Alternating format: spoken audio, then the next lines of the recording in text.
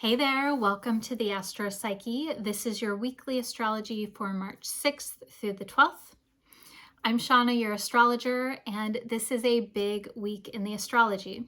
This week we have Saturn moving from Aquarius to Pisces, and this is a big change because Saturn only changes signs about every 2.5 to 3 years. And so anytime a slower moving planet like Saturn changes signs, we really want to look at what happened during the previous period, that outgoing phase. In this case, it's Saturn in Aquarius, which happened from March of 2020 to now. And then we also want to notice what do we feel happening? How is the tide turning? What kinds of feelings and emotions and dreams and synchronicities, what is actually happening in your life that may feel like it's an inkling into the next chapter or the next volume or a continuation of what, like a building upon. So this is going to be different for everyone. Of course, Saturn in Aquarius was a special kind of collective experience for all of us because of the pandemic. And so it'll be really interesting to see what will happen collectively.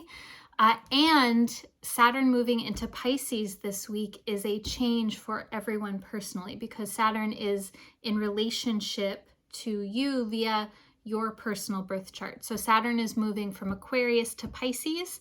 That also means that it's moving from the house that rules Aquarius in your birth chart into the house that rules Pisces. And that's going to be different for everyone based on your rising sign. And it's also going to change how Saturn is connecting in with your personal planets as well.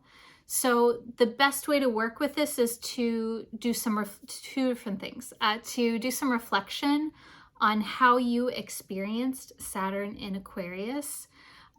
Because this was such a collective time period, it can really help to notice how did you personally experience, how did you connect into the collective experience? Was your experience of Saturn in Aquarius more emphasized on the responsibility side of Saturn or the commitment side, or was it maybe more experiences with grief or sadness or longing or depression or sacrifice? Saturn has a strong connection with sacrifice. And so these are collective human experiences that I imagine that we've all had during the last couple of years. And how did this connect in for you? What was most present for you during this time period? And then the second piece of this is I want you to really be looking at and feeling into, holding space for where do you feel things changing? Where do you feel sort of a change in the tides, a change in direction? And I also want to say too, when we're talking about planets changing signs, sometimes it can be experienced as a dramatic change, like a door opening and closing. That being said, though, I think that's more, we see that more when we're talking about Uranus or if we're talking about eclipses. When we're talking about Saturn changing signs, it can be experienced as a dramatic change, such as getting a new job or ending a new job. Saturn is endings and beginnings. And it's the way that I see it happening in my client work is that it's more of like a change in the tides. It's more of a fading out of things, which may have been in the process of happening as we're leading up to this Saturn moving into Pisces. So like a fading out and then a fading in. And so we can connect in with the astrology. We can connect in with the flow of life when we notice where things are already starting to flow and shift and change.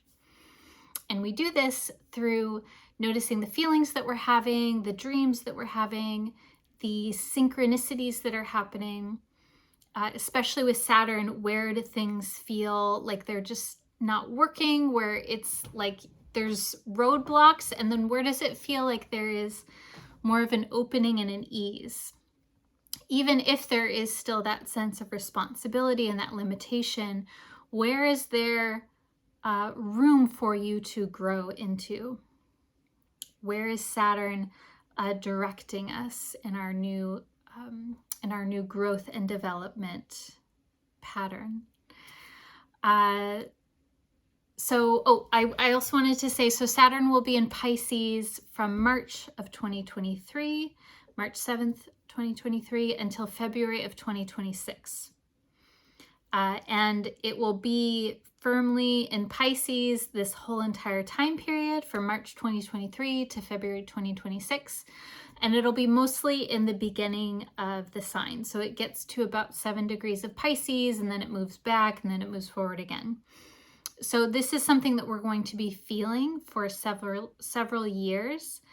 And you get to feel into this experience and to work with it, and to work with the symbols of Saturn, which are responsibility, dedication, commitment, and also working with boundaries.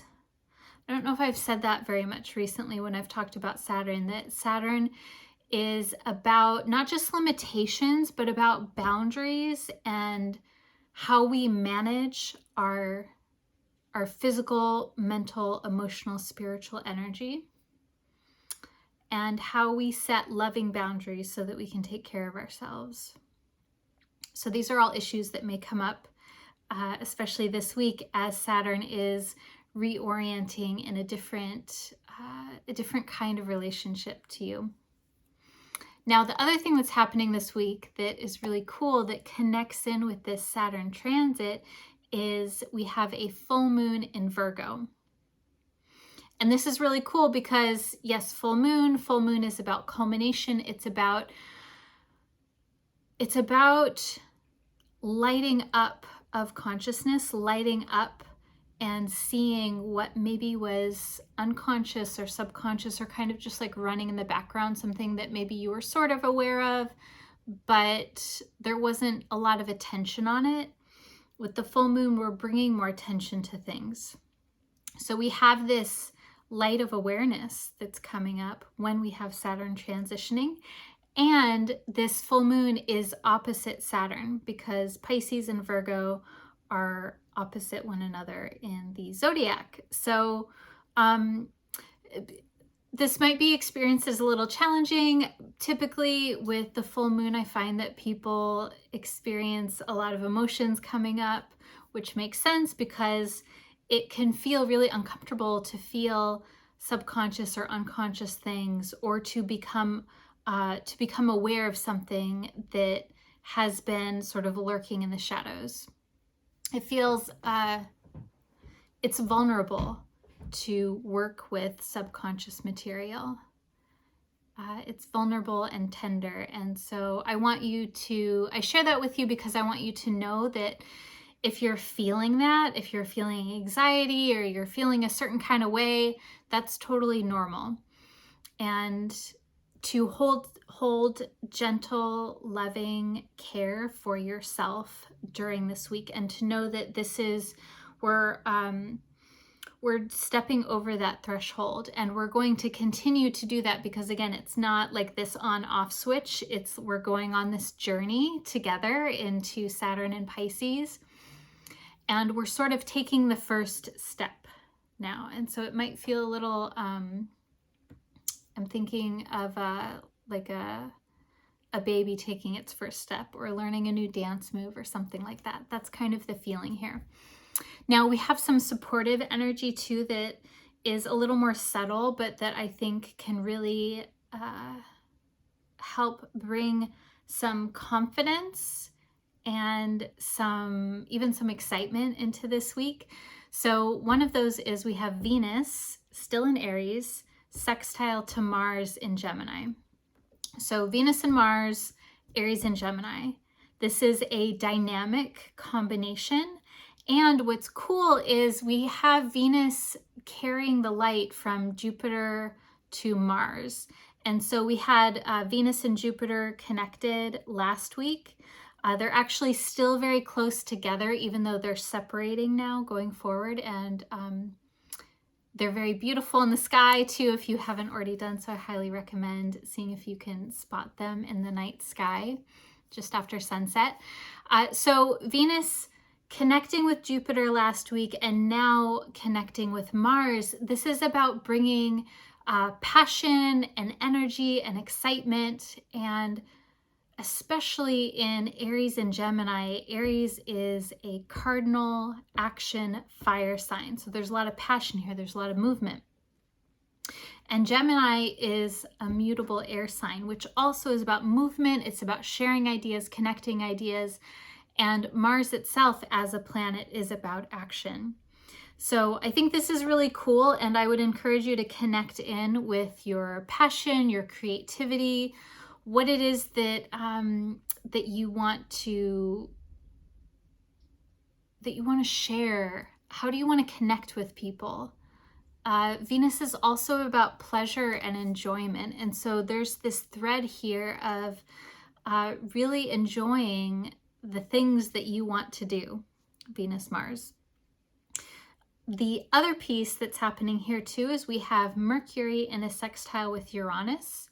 And so Mercury is our mind, it's our thought process, communication, it's our more intellectual mind.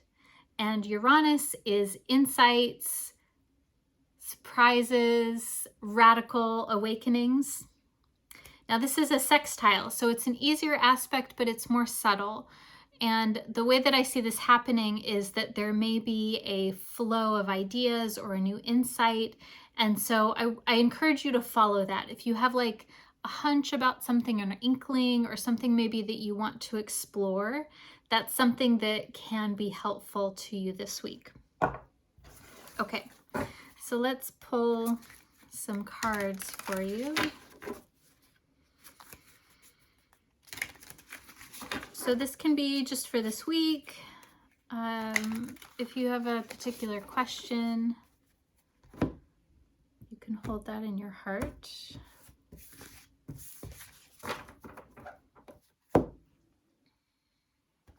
Okay.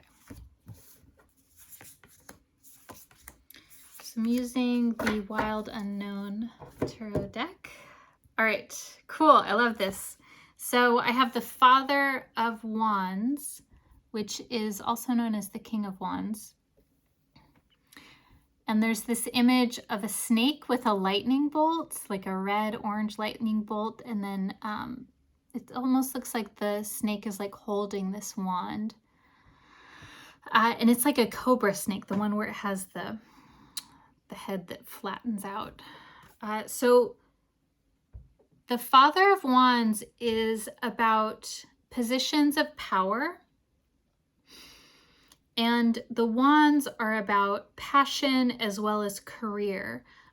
King of Wands, I always see it as leading by example and inspiring other people, and having this, it's like the leadership, it feels very Leo to me, like the leadership is about modeling and even delegation to a certain extent, but it's like you don't have to tell people what to do or convince people to do things. It's like there is this inner authority, this inner confidence. Now I pulled this reversed, so that may mean that there's a little bit of a challenge here around sitting in your own power and authority and autonomy and knowing that you can do the things that you need to do. So this card is reminding you that you are powerful. The second card is the Star card, which is one of my favorites in the tarot. So this has a front and center rainbow star. This card is about healing. It's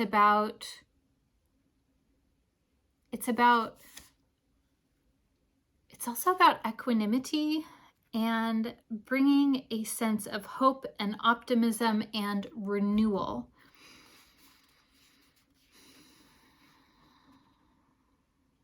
This card, even though it's the star, it reminds me of the healing energy of the sun, in that it's healing that has this vitality to it.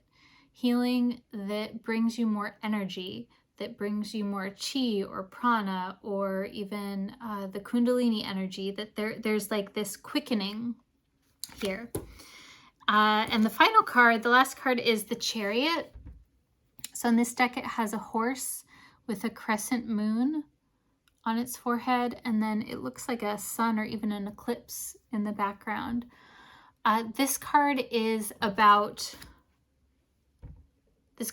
moving confidently in the direction of your goals. It's about confidence, willpower, and it's about moving forward, knowing exactly where you are going and knowing that you have a plan A, a plan B, a plan C, etc. Knowing that you're going to do the thing and that you're going to get where you need to go regardless of how your path goes, that you have contingency plans. We can think of this card as kind of a more planned out version of the Fool card, whereas the Fool is just like, I'm going and I don't know what's going to happen.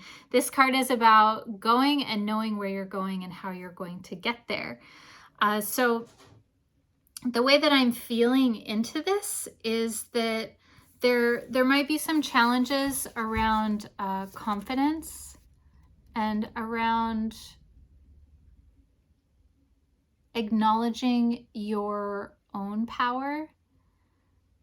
And this card, the first card, is reminding you to be really comfortable, to get more comfortable with sitting in your own power. And this is very Saturn.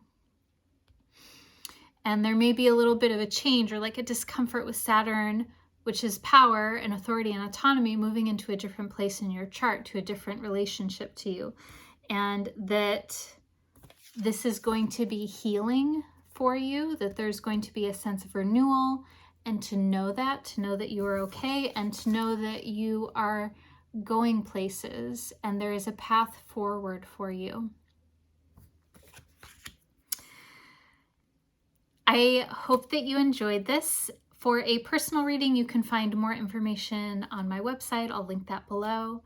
I am sending you so much love and wishing you a wonderful week. Bye.